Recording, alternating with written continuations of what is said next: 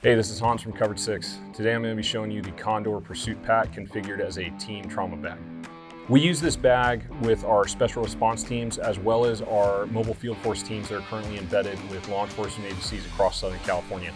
This is also a great bag if you're on a rescue task force, TEMS, or even an executive protection detail. So let me take you through the bag.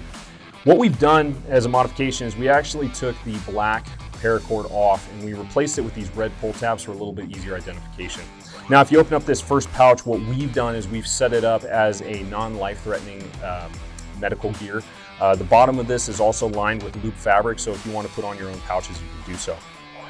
Now, as I open it up, it has a clamshell design where the entire thing, again, is lined with this loop Velcro. And one thing that we actually did was to give us a little bit quicker access to our tourniquets is we've laid them out and the tourniquets will actually hook to this loop Velcro. Now, if you don't want to use that, you can actually get the Condor QD M4 mag pouches and place them on there and you can use those as well.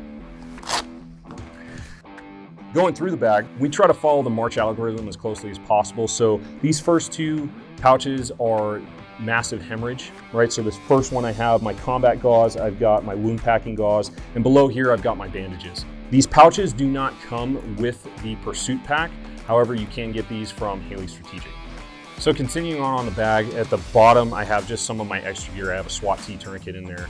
I have a space blanket for that head and hypothermia, and I also have extra triangle bandages. All right, now let's go to the back side of the pack.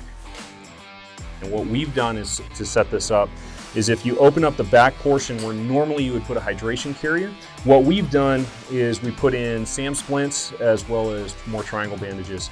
And a really cool portion of this bag that I like a lot is we actually have the ability to carry a North American Rescue Tactical Extraction Device, or TED litter. As you guys can see, I can just pull it out of here, I can stuff it back in, no problem, and it can be stowed away. I don't have to worry about a pouch dangling off my bag or worried about it catching on anything. It sits right into here in the rear pouch, and I'm set up ready to go.